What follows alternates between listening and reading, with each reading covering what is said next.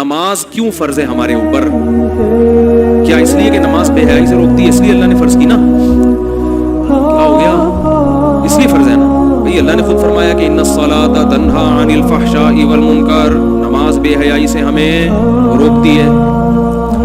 رمضان کے روزے ہم پہ کیوں فرض ہوئے؟ اللہ نے فرمایا تم پر روزے فرض ہیں لعلکم تتقون، تاکہ تمہارے اندر تقوی پیدا ہو جائے، قوت برداشت پیدا ہو جائے، اپنے نفس پہ کنٹرولنگ، طاقت کنٹرول کرنے کی پیدا ہو جائے۔ یہ نہیں کہ جدھر دیکھا کھا رہا ہے بندہ گزرے وہاں پہ، صحیح ہے نا؟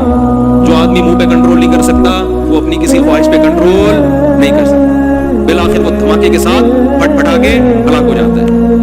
کنٹرول ہی تو نہیں ہے نا، تو اللہ نے کہا کھانا پینا چھوڑو، تو اس وجہ سے فرض ہے نا۔ لیکن سوال پیدا ہوتا ہے، اگر کوئی آدمی نماز پڑھ رہا ہے اور بے حیائی نہیں چھوٹ رہی، دیکھو ایک پیناڈول کی گولی ہے، یہ ہم کیوں کھاتے ہیں؟ تاکہ بخار اتر جائے۔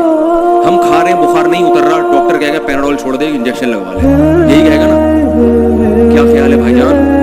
تو اب مجھے ایک بات بتاؤ، ہم رمضان کے روزے رکھ رہے ہوں، کنٹرولنگ پاور پھر بھی پیدا نہیں، افطار ہوتے ہی بے حیائی کے کاموں میں، جیسے عید کا چاند نظر آتے ہی سین مگر آباد، وہیں سے اعتکاف میں سیٹنگ شروع ہو جاتی ہے۔ تو کنٹرول تو بالکل بھی نہیں ہے۔ آج کل کوئی روزہ رکھ کے کوئی ایک گناہ چھوڑ دے، کسی کو دیکھا آپ نے؟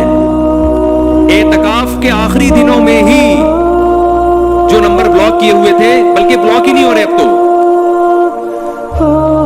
بالکل ویسے کہ یعنی 20 سال پہلے جیسے تھے نا، 20 رمضان زندگی میں آئے وہیں کے وہیں۔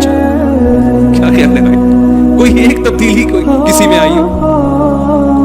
دھیلے کا بھی بظاہر فائدہ نہیں ہو رہا۔ حتیٰ کہ رمضان میں جو سگریٹ پینے والے ہیں وہ سگریٹ نہیں چھوٹتی، افطار ہی سگریٹ سے کرتے ہیں وہ۔ چلو یار اب تمہیں اللہ نے اتنا بہترین موقع دیا ہے سگریٹ چھوڑنے کا، گٹکے چھوڑنے کا، نہ سحری میں بھی گٹکا کھائے گا اور افطار گٹکے سے افطار کر رہا ہے۔ تو کچھ بھی اب ممکن بہت سے لوگوں کو ہوتا بھی ہے فائدہ، لیکن بہت سے کو کخ بھی نہیں ہوتا۔ تبھی تو حدیث میں آتا ہے رب صائم لیس له من الصیام الا الجوع، بہت سے روزے داروں کو بھوک کے علاوہ کچھ بھی حاصل نہیں ہوتا، وہ بھوکے رہتے ہیں تو اور کچھ بھی نہیں ملتا۔ لیکن اب اس بیس پہ اگر کوئی یہ کہے کہ پیناڈول سے بخار کا علاج نہیں ہو رہا تھا اس لیے دوا بدل دی ہے، لہذا روزوں سے آپ میں تقویٰ پیدا نہیں ہو رہا، لہذا رمضان کے روزے چھوڑ دو، تو یہ فتویٰ صحیح ہوگا؟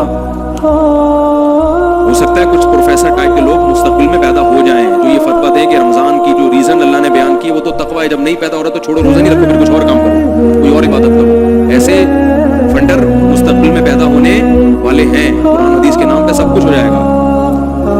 نماز پڑھ کے بھی کم وقت سے بے حیائی نہیں چھوٹ رہی، تو قرآن کہہ رہے ہیں نماز اس لیے کہ بے حیائی چھوڑتی ہے، چھڑواتی ہے، لیکن آپ سے نہیں چھوٹ رہی، تو کیا نماز بھی چھوڑ دیں؟ بولو نا بھائی، نا وہ تو ڈبل گناہ ہو جائے گا۔ روزہ رکھ کے تقویٰ پیدا ہو یا نہ ہو، رمضان میں روزہ معذرت کے ساتھ آپ کے باپ کو بھی، یعنی معذرت کے ساتھ آپ کے والد محترم کو بھی رکھنا ہے۔ نماز سے حیا پیدا ہو نہ ہو، تواضع پیدا ہو نہ ہو، نماز بہرحال پڑھنی ہے۔ کیوں؟ سوال پیدا ہوتا ہے کیوں؟ اس لیے کہ رمضان سے جو تقویٰ پیدا ہوتا ہے تو تقویٰ رمضان کے روزوں کی حکمت ہے، علت نہیں ہے۔ علت کہتے ہیں اصل ریزن جس کی وجہ سے روزہ فرض ہے، وہ روزہ فرض جو ہے نا وہ اس وجہ سے ہے کہ قرآن کی یہ آیت ہے کتب علیکم الصیام، تم پر روزے فرض کیے گئے۔ یہ آیت رمضان کے روزوں کو فرض کر رہی ہے، اور بے حیائی کا چھوٹنا اس فرضیت کی حکمتوں میں سے ایک حکمت ہے۔ اس کی بہت ساری حکمتیں ہیں، یہ حاصل ہوں گی، ان میں یہ بھی ہے، تقویٰ بھی پیدا ہوگا، قوت برداشت بھی پیدا ہوگی، صحت بھی اچھی ہوگی۔ بھوکوں کے ساتھ تمہیں پتہ چلے گا بھوک کتنی بڑی ٹینشن ہے، بھوکوں کو کھانا کھلانے کی ترغیب بھی پیدا ہوگی۔ عبادت کے بہت سارے فائدے ہوتے ہیں، یہ تمام کے تمام فائدے عبادت کی حکمتیں ہیں، ان کی وجہ سے یقیناً عبادت ہے، لیکن اصل وجہ یہ نہیں ہے، اصل وجہ وہ علت ہے۔ وہ علت کیا ہے؟ تم پر رمضان کے روزے فرض ہیں، بات آ رہی ہے سمجھ میں؟